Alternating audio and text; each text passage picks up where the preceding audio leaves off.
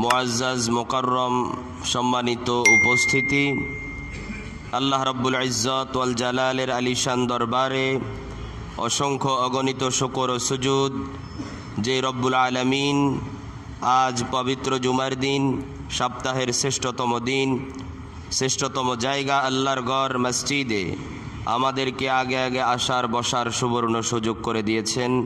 এই জন্য সকলেই দিল থেকে জবান খুলে উচ্চ আওয়াজে সেই মনিবের শিখানো ভাষায় শুকরিয়া আদায় করে বলছি আলহামদুলিল্লাহ। রব্বানা লাকাল হামদু কামা ইয়ামবাগি লিজালালি ওয়াজহিকা ওয়া আযীমি সুলতানিকা। প্রশংসা করেছি কার? লাভ হয়েছে কার? আল্লাহর প্রশংসা করলে লাভ হয় কার? পৃথিবীর কোনো মানুষ, কোনো বস্তুর যদি প্রশংসা করা হয় তাহলে ওই মানুষের লাভ হয়, ওই বস্তুর লাভ হয়। কিন্তু আমার আল্লাহ রাব্বুল আলামিনের যদি আমরা প্রশংসা করতে পারি তাহলে যে প্রশংসা করবে তার লাভ, ঠিক কি না? প্রশংসা করলে আল্লাহ নেক লিখে দেবেন আমল নামার ভিতরে, সুবহানাল্লাহ। প্রশংসা করলে নেয়ামত বাড়িয়ে দিবে কে? এই জন্য প্রশংসা করতে হবে কার? কম না বেশি? আল্লাহ তৌফিক দেখ, আমিন বলুন। প্রিয় ভাইরা, আজকে আলোচনা করব যেই গুণের মানুষগুলোকে আল্লাহ স্বয়ং নিজেই ভালোবাসেন, সুবহানাল্লাহ। যেই গুণের মানুষগুলিকে আল্লাহ স্বয়ং নিজেই ভালোবাসেন। কোরআনুল কারীমে আল্লাহ নিজেই ঘোষণা করলেন, ও দুনিয়ার মানুষ শোনো, এই গুণগুলো যদি তুমি অর্জন করতে পারো আমি আল্লাহ স্বয়ং নিজে তোমাকে ভালোবাসি বলে ঘোষণা করে দেব, সুবহানাল্লাহ। আল্লাহ নিজে ভালোবাসবেন, এর চাইতে সফলতা, সুসংবাদের কোনো বিষয় আর থাকতে পারে জমিনে? পৃথিবীর সবচাইতে, আমাদের দেশ বা অন্যান্য দেশের সবচাইতে ক্ষমতাধর প্রেসিডেন্ট, প্রধানমন্ত্রী যদি একজন মানুষকে বলে আমি তোকে ভালোবাসি, তাইলে ওই মানুষের এই দুনিয়াতে চলার পথে, এই রাষ্ট্রে থাকার পথে কোনো ভয় থাকবে? কোনো চিন্তা থাকবে? ঠিক আসমানের মালিক যদি তার বান্দা বান্দিদেরকে বলে আমি তোকে ভালোবাসি, তাহলে আর ওই বান্দা বান্দির কোনো পেরেশান থাকবে? কোনো ভয় থাকবে? এই জন্য প্রিয় ভাইয়েরা, এই 10টি গুণ, 9টি গুণ, যে 9টি গুণের উসিলায় আল্লাহ ওই বান্দা বান্দিকে ভালোবাসেন, এই 9টি গুণ আমাদের ভিতরে আছে কিনা আজকে আমরা যাচাই করে দেখব ইনশাআল্লাহ। যদি না থাকে তাহলে 10টি গুণ অর্জন করার দরকার আছে না নাই? আল্লাহ তাআলা ভালোবাসুক, আমরা চাই কি চাই না? এমন কোন মানুষ আছে জমিনে যে বলবে আমি আল্লাহর ভালোবাসা চাই না? আছে? দেখাতে পারবেন? সবাই তো চায় যে আল্লাহ আমারে একটু ভালোবাসুক, তাহলে আমার কপালটা খুলে যাবে, ঠিক কি না? তাহলে আমার ভাগ্যটা খুলে যাবে। এই জন্য আমরা সবাই চাই আল্লাহ যেন আমারে ভালোবাসে। এই জন্য আল্লাহর ভালোবাসা পেতে হলে 9টা গুণ। কয়টা? আরো জোরে বলতে হবে, কয়টা? 9টা গুণ আমরা অর্জন করব। যদি থাকে ভিতরে আলহামদুলিল্লাহ, এটাকে আরো তৈরি করব। আর যদি 9টা গুণ না থাকে আমরা এই 9টা গুণওয়ালা মানুষ হওয়ার চেষ্টা করব ইনশাআল্লাহ। 1 নম্বরে রব্বুল আলামিন শুনালেন সূরাতুল বাকারা 222 নম্বর আয়াতের ভিতরে আল্লাহ বললেন, ও মানুষেরা শুনে নাও, আমি যেই মানুষটারে জমিনের ভিতরে ভালোবাসবো ওই মানুষটা হলো তওবাকারী মানুষ, সুবহানাল্লাহ। সূরা বাকারার 222 নম্বর আয়াত, ইন্নাল্লাহা ইউহিব্বুত তাওয়াবিন, নিঃসন্দেহে আল্লাহ তওবাকারীকে ভালোবাসেন। যে গুনাহ করার পর তওবা করবে, আল্লাহর দিকে ফিরে আসবে, নিঃসন্দেহে আল্লাহ তাকে কি করবেন? ভালোবাসবেন। কি করবেন?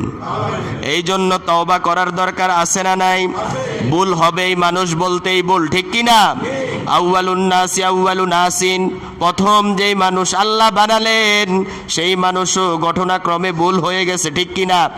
তারপরে আবার আল্লাহর দিকে ফিরে এসেছে, দোয়া করেছে, আল্লাহ দোয়া শিখিয়ে দিয়েছেন, ও আদম ভুল তো হয়ে গেছে, এবার আমার কাছে তুমি দোয়া করো, আমার দিকে ফিরে আসো, দোয়া করো। রব্বানা যালামনা আনফুসানা ওয়া ইল্লাম তাগফির লানা ওয়া তারহামনা লানাকুনান্না মিনাল খাসিরিন। দোয়া শিখিয়ে দিলেন কে? এই জন্য গুনাহ হওয়াটা আমাদের স্বাভাবিক, ঠিক কিনা? পৃথিবীর জমিনে এমন কোনো মানুষ নাই যে বলতে পারে আমার জীবনে একটাও গুনাহ নাই। আছে? বুজুর্গ গাউস কুতুব ফির আউলিয়া বলতে পারবে যে আমার জীবনে একটাও গুনাহ নাই? পারবে বলতে? তাহলে সুতরাং বোঝা গেল জমিনের মানুষের গুনাহ হওয়াটা কি স্বাভাবিক বিষয়। গুনাহ তো হয়ে যাবে, তবে গুনাহ হওয়ার পর যে গুনাহগার বান্দা আল্লাহর কাছে তওবা করে আবার আল্লাহর দিকে ফিরে যাবে, আল্লাহ বলে ইন্নাল্লাহা ইউহিব্বুত তাওয়াবিন, নিঃসন্দেহে আমি ওই বান্দা বান্দিকে অতি বেশি ভালোবাসি। সুবহানাল্লাহি ওয়া বিহামদি। এই জন্য আমার প্রিয় ভাইয়েরা, একজন মানুষ তখনই সফল যখন নিজের পাপগুলো মুছে কবরে যেতে পারবে, ঠিক কিনা? একজন মানুষ তখনই সফল যখন নিজের গুনাহগুলো থেকে আবার সঠিক পথে ফিরে আসতে পারবে, তখনই সে জোর গলায় বলতে পারবে আমি একজন সফল মানুষ, ঠিক কিনা? এই জন্য আমার প্রিয় ভাইয়েরা, একজন মানুষ আল্লাহর ভালোবাসা পেতে হলে প্রথম গুণটা হলো তওবা করতে হবে। কি করতে হবে? তওবা করতে হবে। এখন তো আমরা তওবা করি, তওবার মূল উদ্দেশ্য হলো আমরা মনে করি আল্লাহর কাছে ইস্তেগফার করা, ক্ষমা চাওয়া, এটাও আছে। আবার তওবার আর একটা অর্থ হলো মানুষের হকগুলো জায়গায় জায়গায় পৌঁছে দেওয়া। আপনি মানুষের হক মেরে খেয়েছেন, জায়গা দখল করেছেন, সব কিছু করলেন, এবার বাইতুল্লাহর দেওয়ালে গিয়া মাথা ফিটায় আল্লাহ মাফ করে দাও, আল্লাহ তওবা করতেছি মাফ করে দাও, এত সহজ মাফ? তাহলে তওবার আরেকটা অর্থ হবে হকগুলো বুঝাইয়া দিতে হবে।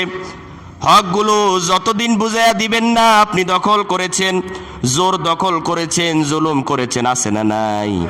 জোর দখলকারী আছে না নাই? এ সমাজে না থাকুক, অন্য সমাজে আছে না? দোয়া করি এ সমাজে যেন আল্লাহ এগুলা থেকে হেফাজতে রাখে, আমিন বলেন। কারণ এই সমাজের কথা কইলে তো আবার খবর আছে ইমামের, ঠিক কিনা? এটা আপনারাই কইন, আমি কব না। তাহলে জোর দখল, জুলুম, অন্যের হক মেরে খায়া যদি আল্লাহর কাছে তওবা করে লাভ হবে। এই জন্য তওবার অর্থ হলো ফিরে আসতে হবে। ওই যে জুলুম করেছি, জোর দখল করেছি, এগুলা থেকে ফিরে আসতে হবে, নিজেকে এগুলা থেকে ফিরে আনতে হবে, তাহলে আপনি আল্লাহর ভালোবাসা পাবেন, ঠিক কিনা? এই জন্য হক মেরে যতই সেজদা দিবা জমিন ক্ষয় করে ফেলবা, কপালের ভিতরে দাগ উঠাইয়া ফেলবা, কোনো লাভ। এই জন্য হকগুলো বুঝাইয়া দিতে হবে। আবার যদি আল্লাহর হক, আল্লাহর কোনো নাফরমানি করা হয়, তাহলে আল্লাহর কাছে চোখের পানি ছাড়তে হবে, ঠিক কিনা? আমি প্রায় সময় বলি, তিরমিজির বর্ণনা বিশ্ব নবীজি শুনালেন, পৃথিবীর ভিতরে দুইটা পোঠা আল্লাহর কাছে সবচাইতে দামি। একটা হলো জাহান্নামের আগুনের ভয়। কোনো ইমানদার বান্দা যদি এক ফোঁটা চোখের পানি জমিনে ফেলে, আল্লাহ কয় পৃথিবীর সব পোটাগুলো থেকে এই পোটার দাম অনেক বেশি। সুবহানাল্লাহ। জাহান্নামের আগুন পৃথিবীর কোনো পানি নিভাতে পারবে না। ইমানদার বান্দার এক ফোঁটা চোখের পানি যদি জাহান্নামে দেয়, জাহান্নামের আগুন সঙ্গে সঙ্গে নিভে যাবে। সুবহানাল্লাহ। এই জন্য আমার প্রিয় ভাইয়েরা, এক নাম্বার ভালোবাসা আল্লাহর পেতে হলে যে গুণটা লাগবে তার নাম হলো তওবা। তার নাম কি? তওবা। ফিরে আসতে হবে। আপনি যেটাই করেছেন ফিরে আসতে হবে, অনুতপ্ত হতে হবে। এখন আপনি তওবা করলেন, আমরা তো এখন মনে করি, আগে আমরা ছোটবেলায় মনে করতাম, এখন অনেক বড় মানুষও মনে করে মনে ভুল হয়ে গেলে গালে 2 থাপ্পড় মারলে তওবা হয়ে যায়, আছে না নাই? এটারে আমরা বলতাম মুরগির তওবা, ঠিক কিনা? মোরগ যখন খায়, খাওয়ার পরে জমিনে আবার মুখটা ফিটে আর খামু না, খাওয়াও কষ্ট আছে, খাওয়ায়ও কি আছে। এখন আমরাও মনে করি গালে 2 থাপ্পড় মারলেই মনে হয় তওবা। আসলে তওবা এটা না। তওবা হলো আল্লাহর দিকে ফিরে আসা। কার দিকে ফিরে আসা? আল্লাহর দিকে ফিরে আসতে হবে আপনাকে। যতক্ষণ আল্লাহর দিকে ফিরে না আসবেন, জীবনে উন্নতি হবে না, সফলতা আসবে না, ঠিক কিনা? আল্লাহ তৌফিক দেখে আমিন বলেন। তাহলে প্রিয় ভাইয়েরা, 1 নাম্বার গুণ অর্জন করতে হবে তওবা। কি? তওবার মতো গুণ অর্জন করতে হবে যদি আল্লাহর ভালোবাসা পেতে চাই। তওবা মানে হলো ফিরে আসা। যে জুলুম করেছি, হক মেরেছি, জোর দখল করেছি, এগুলা থেকেও নিজেকে ফিরিয়ে আনতে হবে। কয়দিন খাবেন জোর করে? জোর করে কয়দিন খাবেন? সময় আছে বেশি দিন। অনেক গবেষকরা তো বলেছে কিয়ামত অতি নিকটে 70 থেকে 75টা আলামত প্রকাশ হয়ে গেছে। আর বাকি আছে কয়টা? আর বাকি কয়টা আছে? কয়দিন খাবেন? পারবেন বেশি দিন? পারা যাবে বেশি দিন? এত ক্ষমতা, এত জোর দখল, এত কিছু, এত জুলুম কেন? আল্লাহ এগুলা থেকে বেঁচে থাকার তৌফিক দেখ, আমিন বলেন। মানুষের হকগুলো বুঝিয়ে দেওয়ার তৌফিক দান করুক, আমিন বলেন। ভাইয়ের হক ভাই খেয়ে ফেলে, এক মায়ের সন্তান দোনোজন বাপন ভাই হক দিতে রাজি নয়। এক বাপের উরুষ থেকে আসা দুই ভাই হক দিতে রাজি নয়। 1 বিঘা জমির জন্য কেস কেলাঙ্গারি 17 বছর 18 বছর দৌড়ায়। নির্লজ্জ কোথাকার, আছে না নাই? এমন বেশরম জমিনে আছে না নাই? 1 বিঘা জমির জন্য 17 বছর 18 বছর শুধু উকিলরা টাকা দিচ্ছে। ওই টাকা যদি জমাইতো 6 ডিসিম কিনতে পারতো, ঠিক কিনা? আল্লাহ এগুলা থেকে হেফাজত করুক, আমিন বলেন। দ্বিতীয় নাম্বারের গুণটা হলো, যদি আল্লাহর ভালোবাসা কোন জমিনের মুমিন বান্দারা পেতে চায়, তাহলে আল্লাহ ঘোষণা করলেন সূরা বাকারার 222 নম্বর আয়াতের দ্বিতীয় অংশে, ওয়ায়ুহিব্বুল মুতাতাহহিরিন। ও জমিনের মানুষ শোনো, যদি আল্লাহর ভালোবাসা আল্লাহর মোহাব্বত পেতে চাও, তাহলে পবিত্রতা অর্জন করতে হবে। কি অর্জন করতে হবে? পবিত্রতা অর্জন করতে হবে। পবিত্র অবস্থায় থাকতে হবে। পবিত্র অবস্থায় একজন মুমিন সব সময় থাকা চাই, ঠিক কিনা? একজন মুমিন সব সময় পবিত্র অবস্থায় থাকবে। এখন তো আজান দেয়, যদি নামাজের জন্য ডাক দেয়, কি কয় কাপড় ভালো না, কাপড় কিনা ফ্যান্ডের অবস্থা খারাপ, পবিত্র না অপবিত্র? একজন ঈমানওয়ালা মুসলমান অপবিত্র অবস্থায় চলাফেরা করতেছে, না পাকি নিয়া, গান্দেগি নিয়া। আপনার জামায় যদি একটু পায়খানা লাগে, আপনি এই জামা পরে বাইর হবেন? তো কিভাবে বলে আমার প্যান্ট ঠিক নাই, আমার প্যান্টের অবস্থা খারাপ? কিছু অধিকাংশ কবরের আযাব হবে পেশাবের সিটকা থেকে না বাঁচার কারণে, নাউজুবিল্লাহ বলেন। অধিকাংশ কবরে শাস্তি দেওয়া হবে যারা পেশাবের ছিটাপোটা থেকে সতর্ক থাকতো না, যেখানে সেখানে পেশাব করতো, পেশাবের ছিটকা এসে আবার নিজের কাপড়ে পড়ে। এরকম আছে না নাই? বিশেষ করে যারা দাঁড়াইয়া প্রস্রাব করে, প্রস্রাবের ছিটা কিন্তু তার গায়ের দিকে আসে, যদিও সে দেখে না। এই জন্য বিশ্বনবী সাল্লাল্লাহু আলাইহি সাল্লাম বললেন, অধিকাংশ কবরে শাস্তি দেওয়া হবে এই সামান্য অসতর্কতার জন্য, যে সে পেশাবের ছিটিপোটাগুলো থেকে বেঁচে থাকতো না। আল্লাহ হেফাজত করুক, আমিন বলেন।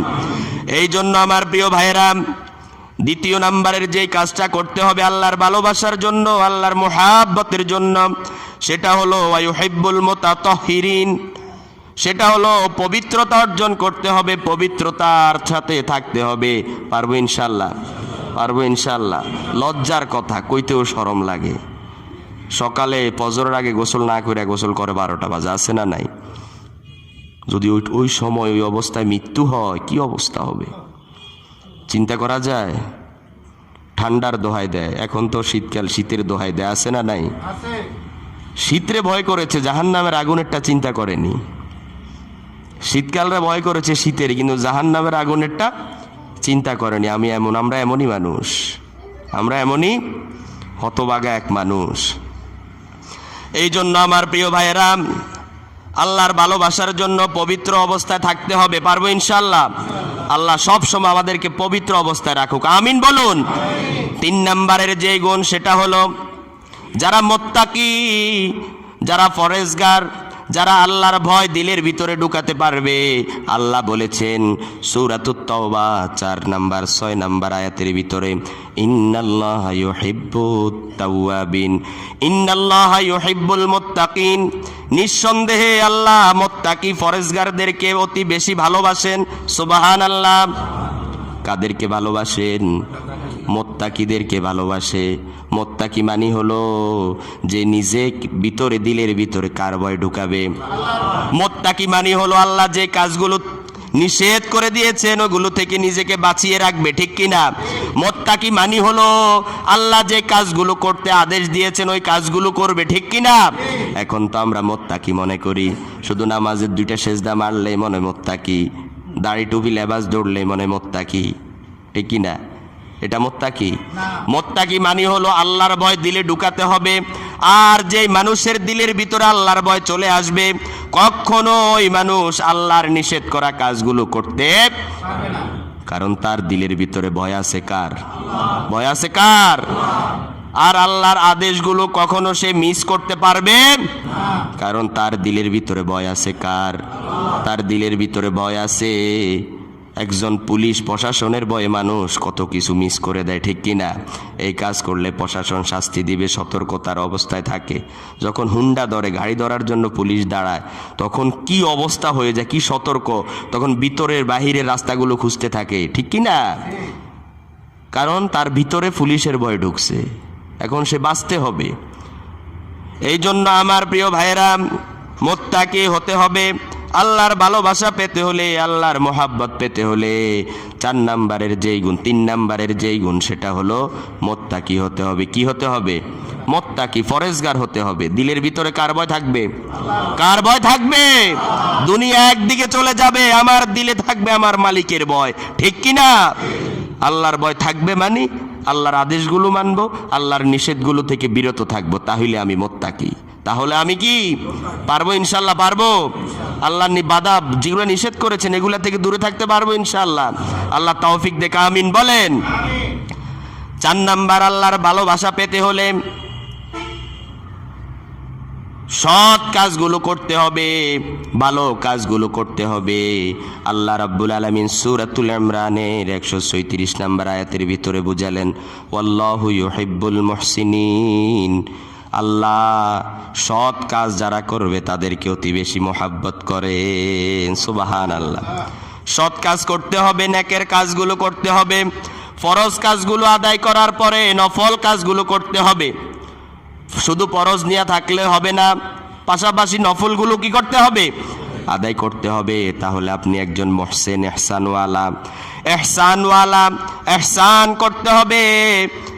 আপনি বাবা, আপনি সন্তানের উপর ইহসান করতে হবে। আপনি সন্তান, আপনি মা বাবার উপর ইহসান করতে হবে।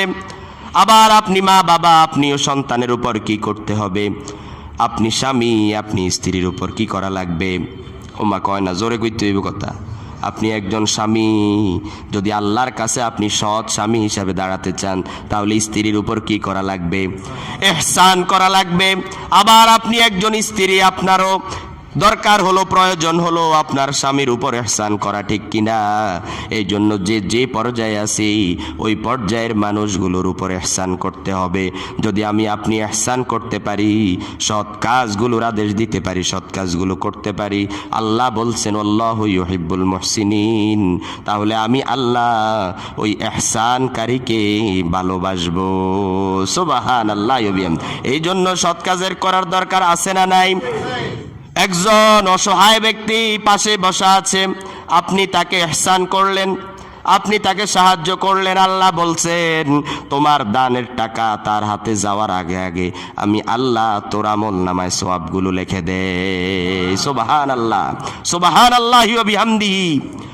এই জন্য আমার প্রিয় ভাইয়েরা, ইহসান করার দরকার আছে না নাই? বিশ্ব নবীজি বললেন, খয়রুন নাস মান ইয়ানফাউন নাস। জমিনের ভিতরে সবচাইতে ভালো মানুষ হলো যেই মানুষের উপকার করে, যেই মানুষের কি করে? উপকার করে, সেই হলো জমিনের ভিতরে সবচাইতে ভালো মানুষ, উত্তম মানুষ। খয়রুন নাস, উত্তম মানুষ না মানুষের ক্ষতি করলে, না ক্ষতি করলে, উপকার করলে, সহযোগিতা করলে, সাহায্য করলে। নবী আলাইহিস সালাম বললেন, খয়রুন নাস মান ইয়ানফাউন নাস। সুবহানাল্লাহি ওয়া বিহামদিহি। সবচাইতে উত্তম ভালো মানুষ হলো যে জমিনের ভিতরে অসহায় মানুষকে, যে বিপদে পড়েছে বিপদওয়ালা মানুষকে সাহায্য করবে, সহযোগিতা করবে, বিপদওয়ালা মানুষের উপকার করবে। সুবহানাল্লাহ। এই জন্য উপকার করার দরকার আছে না নাই? এখন তো আমরা বসে থাকি উৎপাতি, কিভাবে আরেকজনের ক্ষতি করা যায়, ঠিক কিনা? হাত দিয়া পারি না, মুখ দিয়া পারি। অনেকে হাত দিয়া পারে না, তার তো ক্ষমতা নাই, এখন ক্ষমতা আরেকজনের, এখন সে মুখ দিয়ে শুরু করে, মানে গীবত করা শুরু করে, তহমত দেওয়া শুরু করে, মিথ্যা কথা বলা শুরু করে তার বিরুদ্ধে। এমন মানুষ আছে না নাই? আল্লাহ হেফাজত করুক, আমিন বলেন। আপনি উপকার হাত দিয়ে করতে পারতেছেন না, টাকা দিয়ে করতে পারতেছেন না, কমপক্ষে আপনার ভাষা দিয়ে, আপনার কথা দিয়ে তার উপকার করেন, ঠিক কিনা? পারবো ইনশাল্লাহ।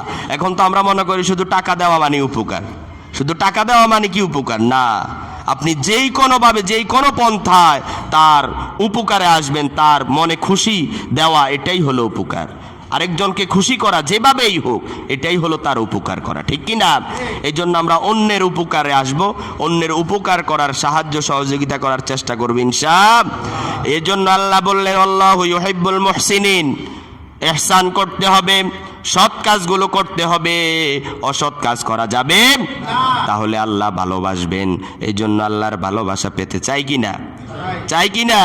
তাহলে সৎ কাজ করার দরকার আছে না নাই? 5 নাম্বার হলো যারা আল্লাহর উপর ভরসা করবে, আল্লাহ বলেন আমি তাদেরকে অতি বেশি ভালোবাসি, আমি তাদেরকে মোহাব্বত করি। কারা?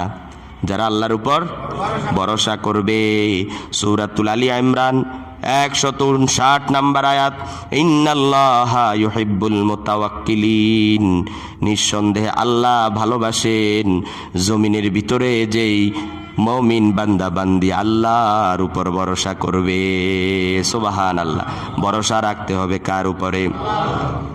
একজন মানুষ চেষ্টা করতে পারে, চেষ্টার শেষ পর্যায়ে যখন মানুষ চলে যাবে তখন ওই মানুষটা ভরসা করবে কার উপর? তখন যদি মানুষটা আল্লাহর উপর ভরসা করতে পারে তাহলে ওই বান্দা বান্দির ওই কাজের ভিতরে সফলতা এনে দিবে কে?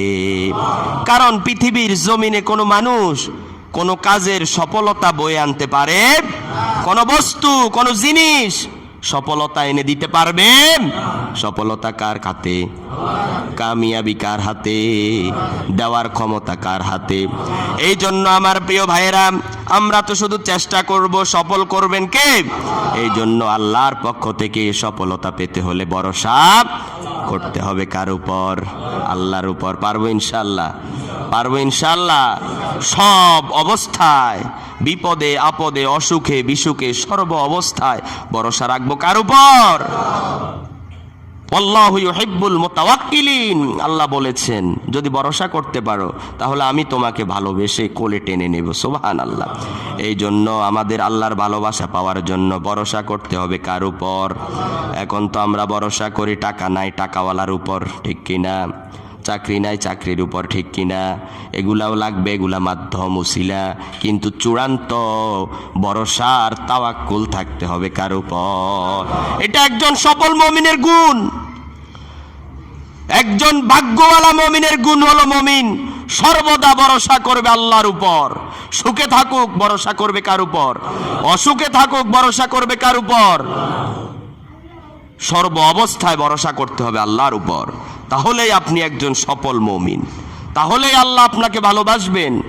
আর আল্লাহ যদি ভালোবাসে তাহলে পৃথিবীর কেউ আমার কিছুই করতে পারবে না, ঠিক কিনা? কোনো চিন্তাও থাকবে না, কোনো পেরেশানিও থাকবে না, ঠিক কিনা? এই জন্য আমার প্রিয় ভাইয়েরা, 5 নাম্বারের যে গুণটা সেটা হলো আল্লাহর উপর ভরসা করতে হবে কার উপর? আল্লাহর ভালোবাসা পেতে হলে আল্লাহর উপর ভরসা করতে হবে। আল্লাহ তৌফিক দেখে আমিন বলুন। 6 নাম্বারের গুণ, যাদেরকে আল্লাহ ভালোবাসবেন, যাদেরকে আল্লাহ মোহাব্বত করে কোলে টেনে নিবেন, তাদের ভিতরে 6 নাম্বার হলো যারা ন্যায় বিচার করবে। আল্লাহু ইউহিব্বুল মুকসিতিন। সুবহানাল্লাহ। সূরা মায়দা 42 নম্বর আয়াত আল্লাহ বুঝালেন আল্লাহু ইউহিব্বুল মুকসিতিন, ন্যায় বিচারকারীকে আল্লাহ অতি বেশি ভালোবাসেন। সুবহানাল্লাহ। নবী আলাইহিস সালামের হাদিস, 7 শ্রেণীর মানুষগুলোকে আল্লাহ কঠিন হাসরের দিন তার কুদরতি আরশের ছায়ার নিচে জায়গা দিবে। তার ভিতরে 1 নাম্বার হলো সুলতানুন আদেল। সুবহানাল্লাহ।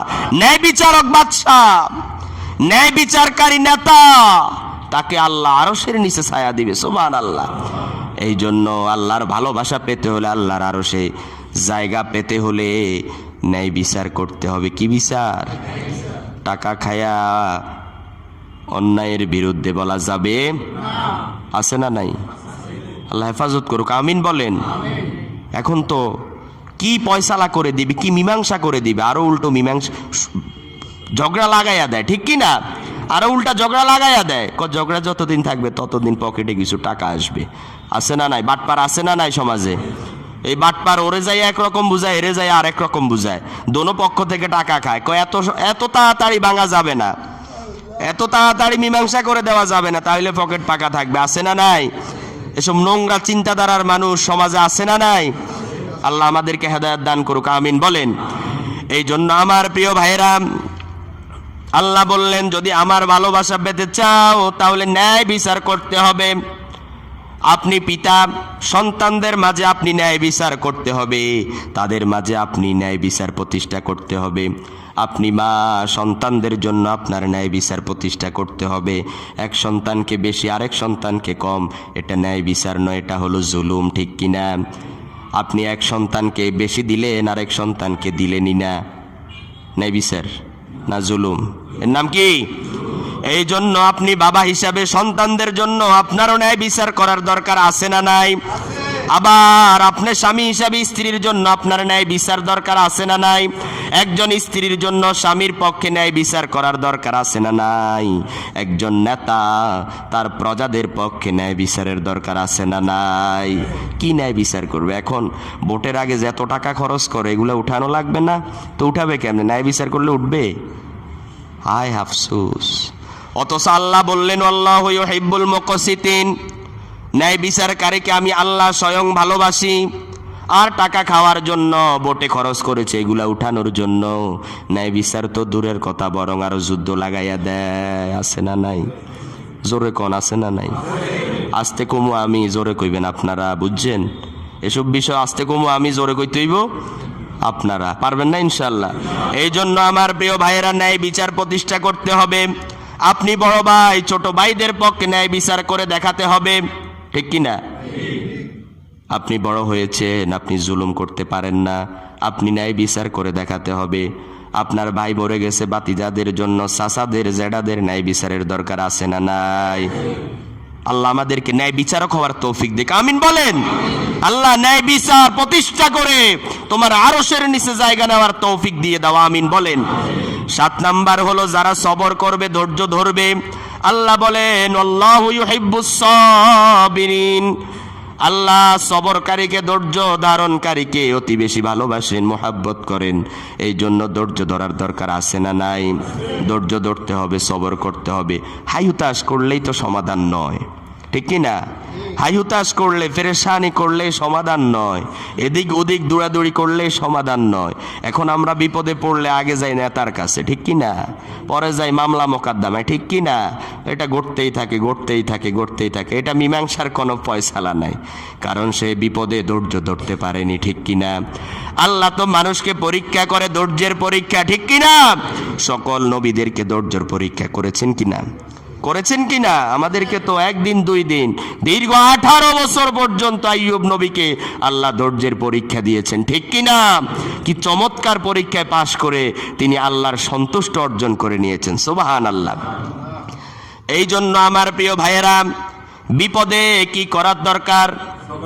সবর করতে হবে, ধৈর্য ধরতে হবে। অসুখ এসেছে, রোগ দিয়েছে, যিনি রোগ দিয়েছেন ভালো তো তিনি করবেন, ঠিক কিনা? রোগও আমি কিনে আনতে পারি নাই। কোন রোগ মার্কেটে বিক্রি হয়? এ রোগ দেয় কে? তো যিনি দিয়েছেন নিঃসন্দেহে এর ব্যতিক্রম, এর উল্টোটাও তার কাছে আছে, ঠিক কিনা? তাহলে একজন রোগী যখন রোগ দিবে তখন কি করার দরকার? সবর করার দরকার, ধৈর্য ধারণ করার দরকার। যখন ধৈর্য ধরবে আল্লাহ এর চাইতে উত্তমটা মিলাইয়া দিবে, সুবহানাল্লাহ। অসংখ্য হাদিসের ভিতরে ঘটনা আছে, বিপদের সময় যে ধৈর্য ধরে এর চাইতে উত্তম জিনিস তার জন্য মিলাইয়া দেয়। কে? উম্মে সালামা তার উপযুক্ত মেয়েদেরকে রেখে স্বামী যুদ্ধের ময়দানে শহীদ হয়ে গেছে। ধৈর্য ধরেছে, ধৈর্য দোয়া করেছে, ইন্না লিল্লাহি ওয়া ইন্না ইলাইহি রাজিউন, দোয়া করতে আছে আল্লাহর উপর, সবর করেছে, ধৈর্য ধরেছে। এই স্বামীর থেকে উত্তম স্বামী নবী মুহাম্মদকে তার স্বামী হিসাবে আল্লাহ মিলাইয়া দিছে, সুবহানাল্লাহ। পৃথিবীর সর্বসেরা মানুষকে তার স্বামী বানাইয়া দিছে কে? এই জন্য ধৈর্য ধরলে উত্তমটা মিলাইয়া দেয় কে? যদি আপনি যা হারাইছে তার থেকে ভালোটা পেতে চান তাহলে কি করতে হবে? কি করতে হবে? ব্যবসায় লস এসেছে, ধৈর্য ধরতে হবে। যদি ধৈর্য ধরতে পারেন তাহলে যা করেছেন তার চাইতে উত্তমটা দিবে কে? সন্তান মারা গেছে, যদি ধৈর্য ধরেন তাহলে এর চাইতে উত্তমটা দিবে কে? লস হয়েছে, যদি ধৈর্য ধরতে পারেন তাহলে আগের চাইতে ডবল লাভ দেবে কে? এই জন্য আমার প্রিয় ভাইরা, সর্ব অবস্থায় বিপদে আপদে অসুখে বিসুখে সবর করতে হবে, ধৈর্য ধরতে হবে। তাহলে আল্লাহ বলেন আল্লাহু ইউহিব্বুস সাবিরিন, আমি আল্লাহ স্বয়ং তোমাকে ভালোবাসবো। সুবহানাল্লাহ। 8 নাম্বার হলো যারা রাসূল সাল্লাল্লাহু আলাইহি ওয়াসাল্লামের অনুসরণ করবে। কার অনুসরণ? কার অনুসরণ? সূরাতুল বাকারার ভিতর আল্লাহ বুঝালেন, কুল্লিন কুনতুম তুহিব্বুনাল্লাহ ফাত্তাবিউনি ইউহিব্বুকুমুল্লাহ। ও নবী হে, আপনি জমিনের মানুষগুলোরে শুনায়া দেন, তারা যদি আমি আল্লাহর ভালোবাসা পেতে চায়, আমি আল্লাহর মোহাব্বত পেতে চায়, তারা যেন আপনি নবীর অনুসরণ করে। সুবহানাল্লাহ। নবীর অনুসরণ করা লাগবে না? লাগবে না? কোথায় লাগবে? কোথায়? না এক জায়গায়? শুধু মসজিদে? শুধু মাদ্রাসায়? না, নবীর আদর্শ, নবীর অনুসরণ, নবীর তাআত সব জায়গায় দরকার আছে না নাই? আপনি যদি নবীর অনুসরণ আপনার বডির ভিতরে আনতে পারেন, আল্লাহ বলে আমি মোহাব্বত করব। সুবহানাল্লাহ। আপনার শরীরের ভিতরে শান্তি নামায়া দিবে কে? আপনি যদি নবীর তাআত, নবীর অনুসরণ আপনার পরিবারের ভিতরে আনতে পারেন, আল্লাহ বলে আমি তোমার পরিবারের উপরে রহমত নাজিল করে দেব। সুবহানাল্লাহ। আপনি যদি আল্লাহর রাসূলের অনুসরণ আপনার বিচারালয়, বিচার কেন্দ্রের ভিতরে আনতে পারেন, আল্লাহ বলেন আমি তোমাদেরকে ভালোবেসে তোমাদের উপর রহমত নাজিল করে দেব। সুবহানাল্লাহ। কোন রাষ্ট্রের মানুষ যদি রাষ্ট্র পরিচালনার ক্ষেত্রে আল্লাহর নবীর অনুসরণ করে, তাহলে এই রাষ্ট্রের উপরে শান্তি নামিয়ে দিবে কে? এই জন্য এক জায়গায় না, সব জায়গায় রাসূলুল্লাহর অনুসরণ কোথায় করতে হবে? সব জায়গায় করার দরকার আছে না নাই? এখন তো আমরা মডেল বানাই নায়ক নায়িকাদেরকে, আছে না নাই? মা বোনেরা বানায় নায়িকাদেরকে, কত চ্যানেল আছে না? দেখে দেখে জামার নাম মুখস্থ করে, চুলের কাঠিন মুখস্থ করে, আর মেকআপ বক্সের নাম মুখস্থ করে, আছে না নাই? এটা নি রাসূলের অনুসরণ। যুবক ভাইয়েরা চুলের কাঠিন দেয়, নাপিতের দোকানে গেলে দেখবেন একটা ছবিগুলা টাঙানো আছে, সবগুলা ছবি অমুসলিম কাফেরদের, ঠিক কিনা? তাহলে চুল কাটার ভিতরে নবীর আদর্শ আছে না নাই? নবীর অনুসরণ আছে না নাই? এখন যে আপনি কাটিন দিলেন, তাহলে কি বোঝা গেল আপনি নবীর অনুসরণ করলেন না, আল্লাহর ভালোবাসাও পেলেন না, ঠিক কিনা? এই জন্য নবীর অনুসরণ, নবীর তাআত, নবীর আদর্শ সব জায়গার ভিতরে আনতে হবে, ঠিক কিনা? আল্লাহ তৌফিক দেখ, আমিন বলেন। আফসুস হয় মুসলমানের সন্তান কিভাবে একজন খ্রিস্টান ইহুদিকে মডেল বানায়। আফসুস হয় না আপনাদের? কি আফসুসের কথা! আরে আমি মুসলমান, আর আমার মডেল বেলে একজন খ্রিস্টান হবে, একজন জাহান্নামী হবে। নাউজুবিল্লাহ বলেন। আমি তো জান্নাতের অধিবাসী, আমি তো জান্নাত থেকে এসেছি, আমি কেমনে জাহান্নামে পড়া একজন মানুষের অনুসরণ করি? এটা সম্ভব? কখনো সম্ভব? এটা চিন্তা করা যায়? আজকে যুবক যুবতীরা তো তাই করছে, ঠিক কিনা? জোরে কোন ঠিক কিনা? এই জন্য অনুসরণ, মডেল বানাতে হবে কাকে? কাকে মডেল বানাতে হবে? রাসূলকে, রাসূলের সুন্নাহকে মডেল বানাতে হবে। তাহলে আপনি একজন সফল মুমিন, আপনার উপর আল্লাহ রাজি হবেন, আপনার ভাগ্যটা আল্লাহ খুলে দিবেন, ঠিক কিনা? আল্লাহ তৌফিক দেখে আমিন বলেন। কোথায় বলবো, কোন জায়গা দিয়ে বলবো? সব জায়গায় তো আমরা বেলাইনে আছি, বললেই তো গায়ের দিকে চায়, বললে কয় হুজুর আরে কইছে, কি কয়? নিজের বডির ভিতরে আল্লাহ রাসূলের অনুসরণ নাই, সুন্নত নাই, ঠিক কিনা? এখন যদি ধরি এই দাঁড়িয়ে রাখা কার সুন্নত? ও মা, ইয়ান কইতো না জোরে, আরো জোরে কন। আসেনি সবাই, আসেনি তো উম্মত কেমনে দাবি করবেন? সম্ভব? সম্ভব? বয়স হোক, তোরে বয়স দিবে কে? বয়স কি তোর বাপে দিবে? বয়স হোক। বয়স কি কিনলে পাওয়া যায় বাজারে, মার্কেটে পাওয়া যায়? তাইলে কেমনে কয় যে বয়স হোক? তোর বয়স কে দিবে? যে তোর মুখে দাঁড়িয়ে দিয়েছে সেই তো তোকে বয়স দিবে, ঠিক কিনা? নির্লজ্জর মতো কথা বলে, বেহায়ার মতো বয়স হোক। বয়স লাজে বাপের দেওয়া কিনা? আমরা বয়স হওয়ার আগে রাখছি, ক্ষতি হয়েছে? ক্ষতি হয়েছে? চলতেছি না, খাইতেছি না? আমরা কি এই দুনিয়া থেকে উঠে গেছি, এলিয়েন হয়ে গেছি, না রোবট হয়ে গেছি? তো বয়সক মানে কি? ব্যাখ্যা আছে? কোনো ব্যাখ্যা আছে? যে মুখে দাড়ি দিয়েছে বয়স দেওয়ার মালিকে তো তিনি। তাহলে নবীর উন্নত সুন্নত, নবীর অনুসরণ কোথায়? যেটা একজন মানুষের সাইনবোর্ড, একজন মানুষের কি সাইনবোর্ড, চেহারা, মুখ, ওইখানেই তো নবীর অনুসরণ নাই। কোথায় যাবেন? যাওয়ার কোনো জায়গা আছে? বলারও তো জায়গা নাই, বললেই তো গায়ের দিকে, স্যাপ উপরে মারলে তো নিজের দিকে, ঠিক কি না? এই জন্য বলাও যায়। এই জন্য আমার প্রিয় ভাইরা, শেষ কথা হলো, আল্লাহর মোহাব্বত পেতে হলে কার অনুসরণ করা লাগবে? এক জায়গায় না, কোথায়? সব জায়গায় করতে হবে ইনশাআল্লাহ, করে দেখাবো ইনশাআল্লাহ। আল্লাহ তৌফিক দেখ, আমিন বলেন।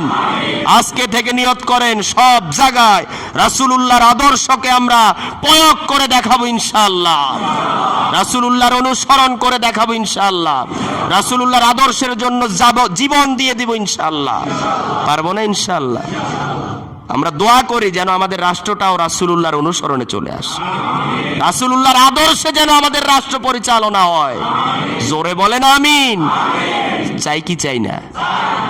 আল্লাহ রাসূলের আদর্শে যদি আমাদের রাষ্ট্র পরিচালনা করে, তাহলে প্রত্যেকটা ধর্মের মানুষ শান্তিতে ঘুমাতে পারবে, প্রত্যেকটা ধর্মের মানুষ শান্তিতে খেতে পারবে। কারণ তখন জুলুম থাকবে না, নির্যাতন থাকবে না, তখন থাকবে ভালোবাসার মোহাব্বত, ঠিক কি না? কারণ রাসূলুল্লাহর আদর্শ দেখেই তো অমুসলিম, ইহুদি, খ্রিস্টানেরা, নাসারারা ইসলাম গ্রহণ করে নিয়েছে, ঠিক কি না? এই জন্য আদর্শ দেখাতে হবে কার? মডেল বানাতে হবে কাকে? যুবকরা নায়ক নায়িকারে মডেল বানায়ো, জাহান্নামের আগুনের দিকে যাইও না। সাবধান, সাবধান।